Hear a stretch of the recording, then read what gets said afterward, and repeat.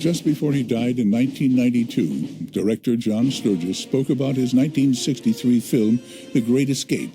He talked about the inspiration for the character of Virgil Hilts, played by Steve McQueen. Sturges said one of the characters in the actual story that we based Steve's part on was a man called Jones. We wanted to be able to substantiate the fact that there was an American in this thing who had the kind of go-to-hell atmosphere around him that they all had. Jones certainly had that, and he had a pretty good career after the war, too. This is the story of the real Virgil Hilts. This is the story of a man called Jones.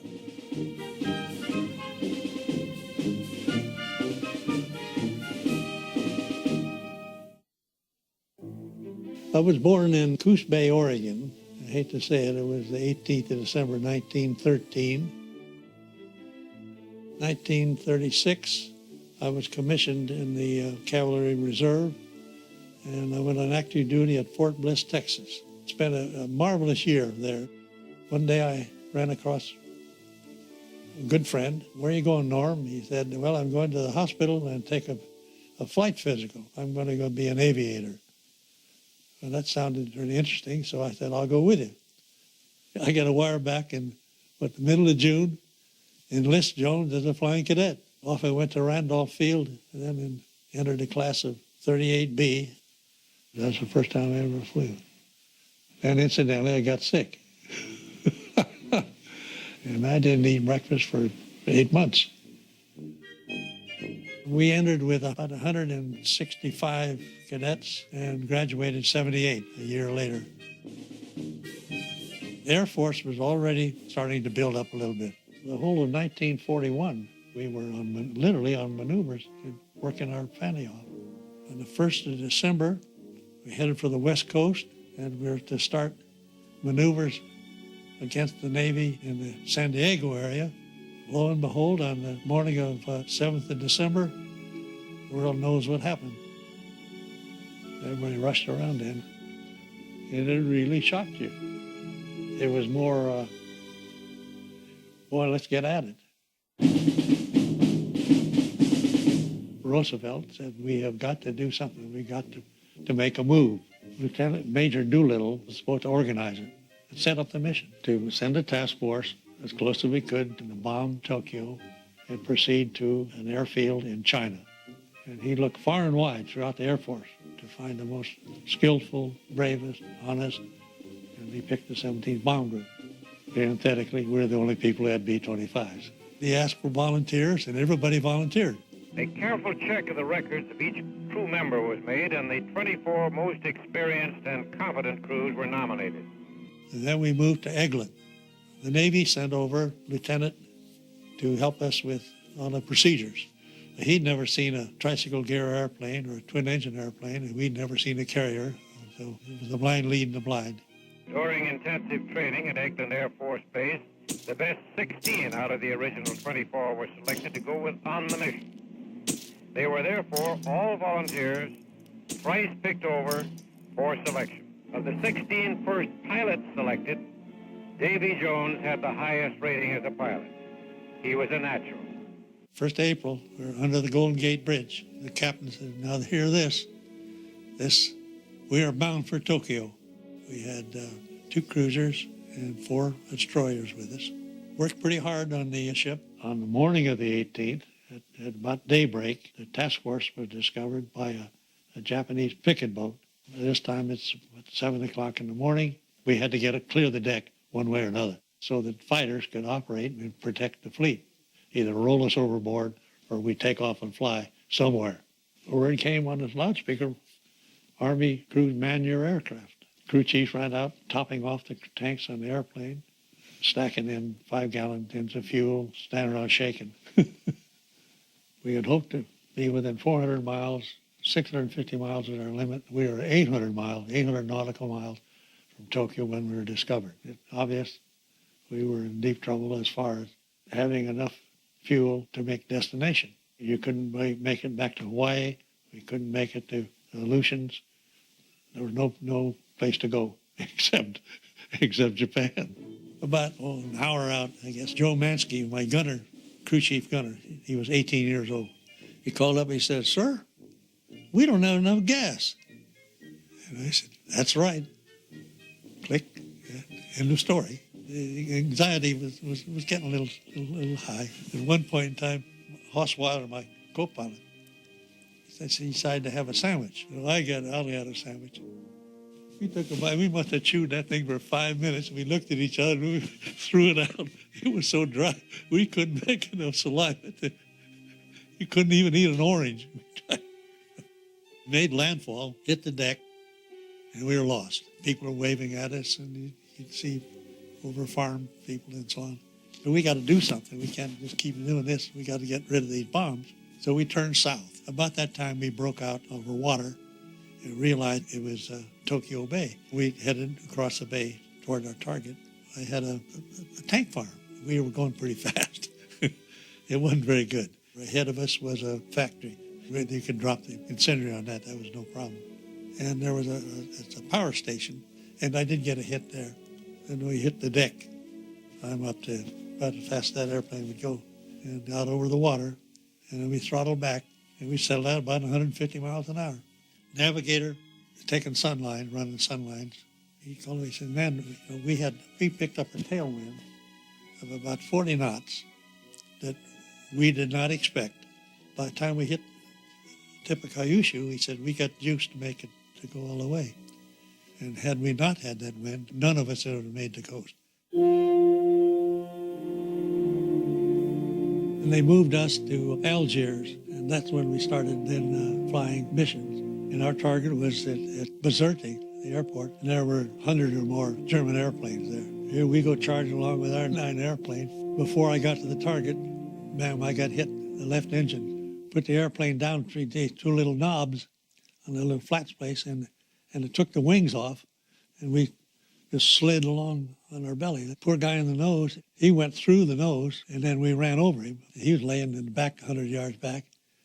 My co-pilot was out. We all got out of the airplane. We picked up a flap that had been knocked off, picked up the bombardier, put him on this, and we trekked off north toward the beach. And we hadn't walked half a mile. And here, a whole skirmish line, a whole squad of German soldiers. The corporal said, the classic "for you, the war is over," or "come with me." So that was it. Dulag Luft was the central interrogation point. All prisoners went there first. So you're in solitary about, I guess a week. It sort of gets to you. Interrogation started. You start out rank and number and so on, and then he told you what squadron you belonged to, when you got from the States, where you were in England, when you got to Africa. He knew everything about you, and you could either nod or not nod. And you got the cigarette bit. I was interrogated maybe, 4 times.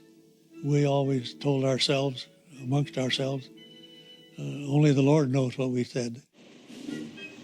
They loaded us in the car, and we shipped us to Sagan, and we walked from there to the permanent camp. You get to the gate, and all the old guys are standing in the gate waiting for you. So you know somebody. Somebody knows you, and they say, "Hey, goddamn Jones, what are you doing here?" As if it isn't pretty obvious what you're doing. Are all American officers so ill-mannered? About 99%. Then perhaps while you are with us, you will have a chance to learn some. 10 days isolation, Hilts. Captain Hilts. We maintained the military hierarchy all the way through. Senior officer was Lieutenant Colonel Clark, Bub Clark, and I'm made. I report, "Yes, sir." So he said, "Okay, I want you to move a wall." The first thing, "You move a wall? Yeah, that's good." So the idea was to move the end wall, move it out a ways, so you can make a space where you can hide things. That was my first job. Of course, when you first got in there was a flurry of things hiding under the honey wagon or trucking out loads of trees and all that sort of junk, and people would get caught, but nobody got out. Hold it! The old Kriegies and the escape committee, they were very well organized, and they'd all been out of the wire, some of them half a dozen times.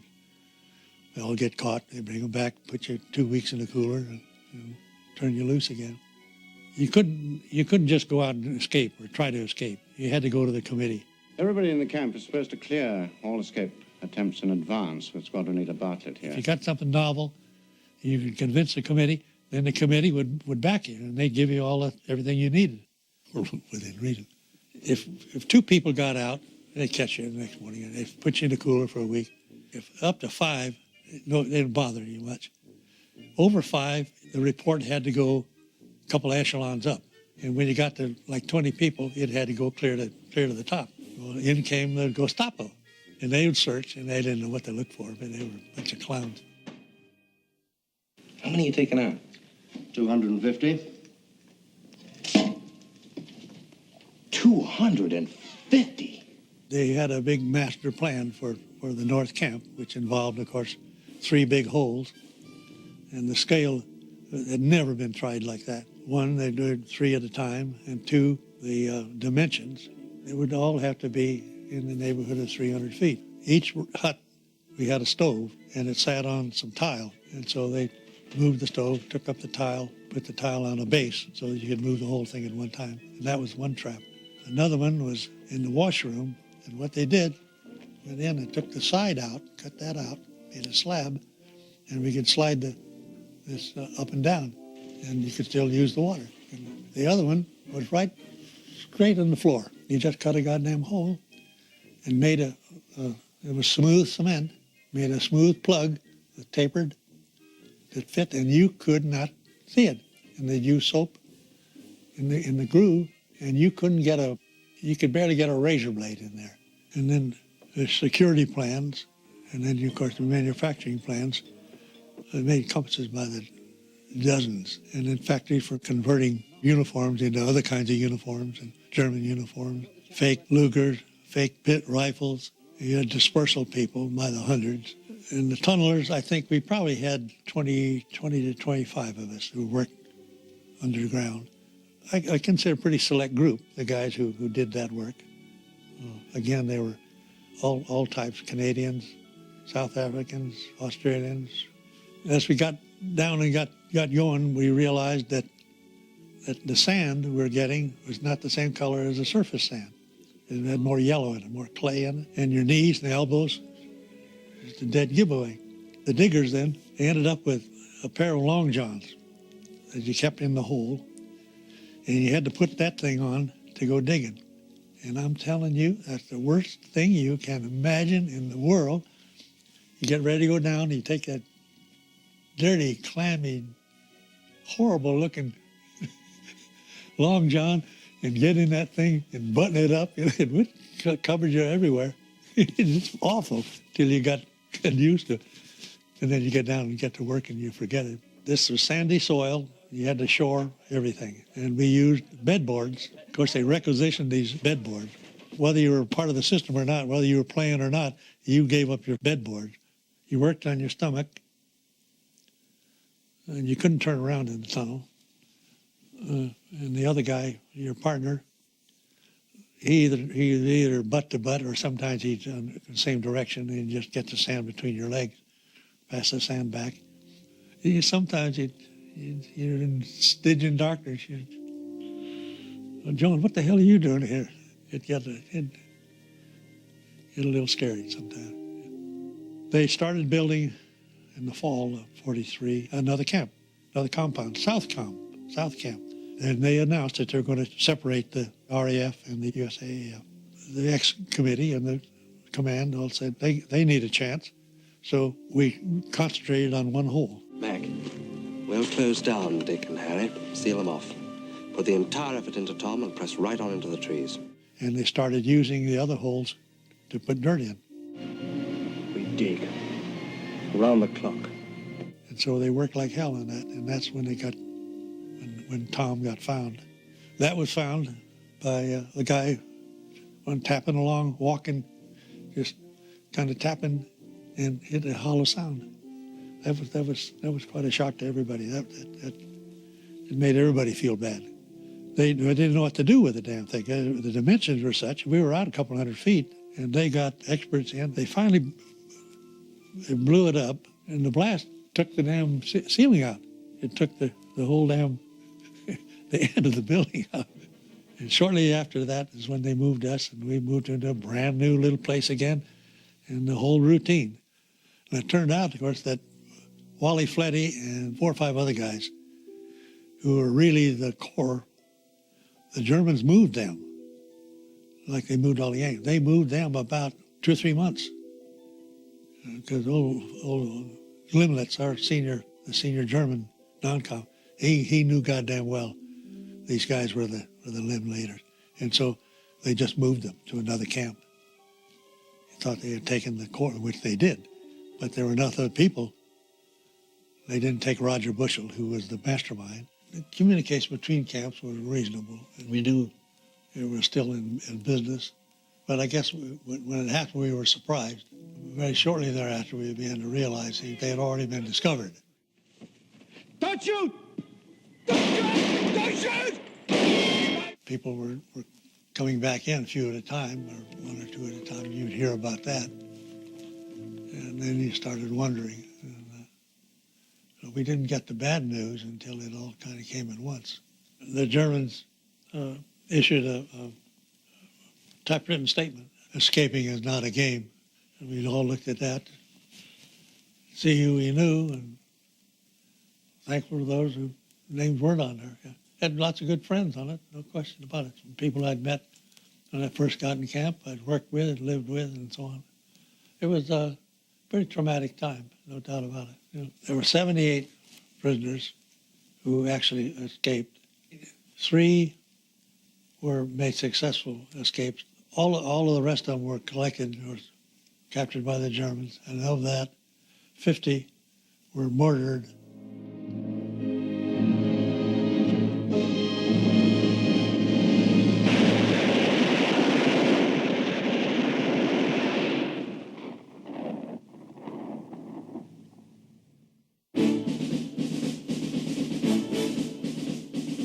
After they broke the tunnel, after the Great Escape, the aftermath of that, we didn't have any large-scale activity.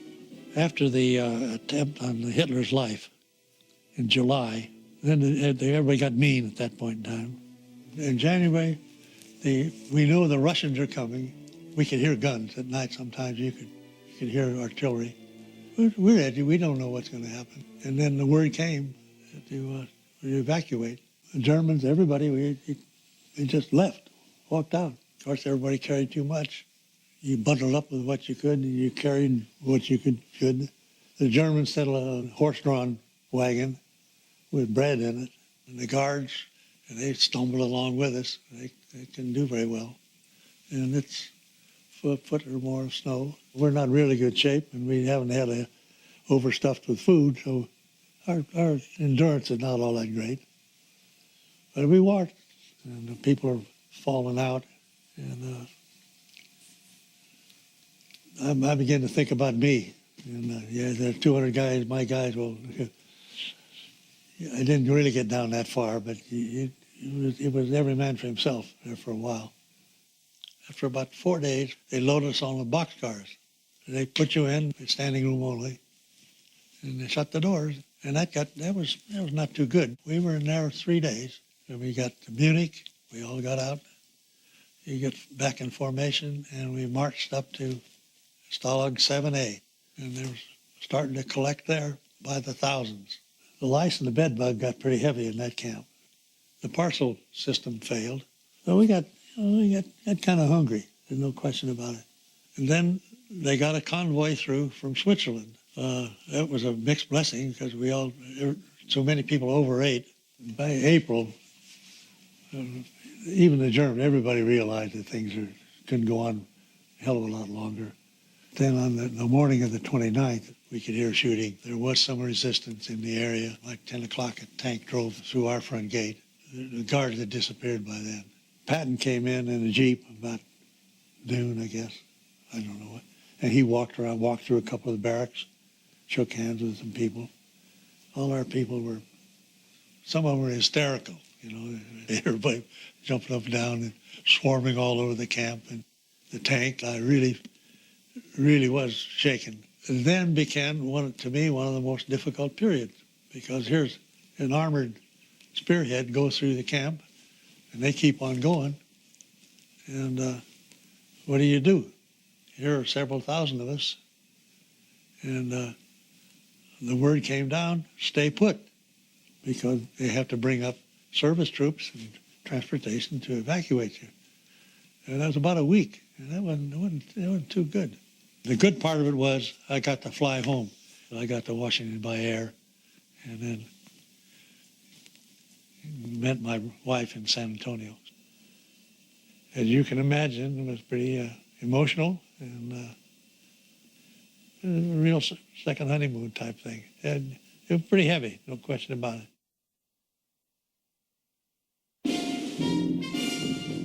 I proceeded to Frederick, Oklahoma, and I got checked out of the airplane. That was a hell of an experience, too, to get back in the air and pilot an airplane after, almost 3 years. In 1947, I went out to Williams and got checked out in the P-80. The jet changed flying, there's no doubt about it.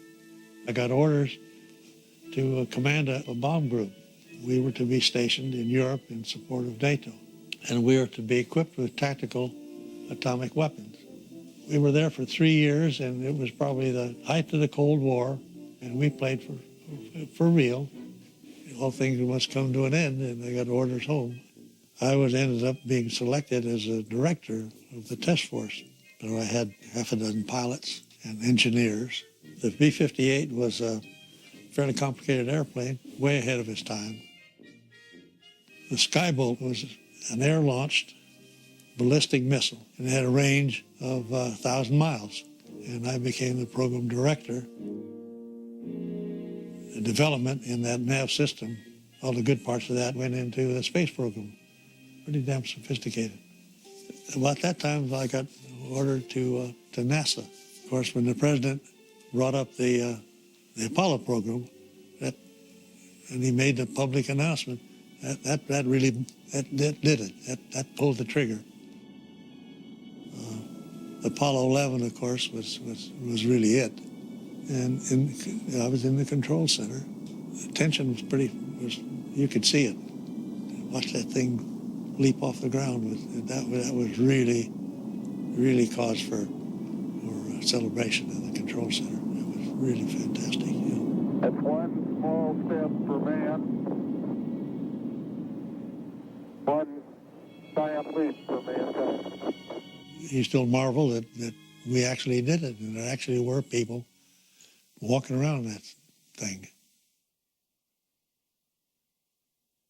And just before I retired, by golly, I was able to greet half a dozen POWs from Vietnam. I believe that I had at least an inkling of what they went through.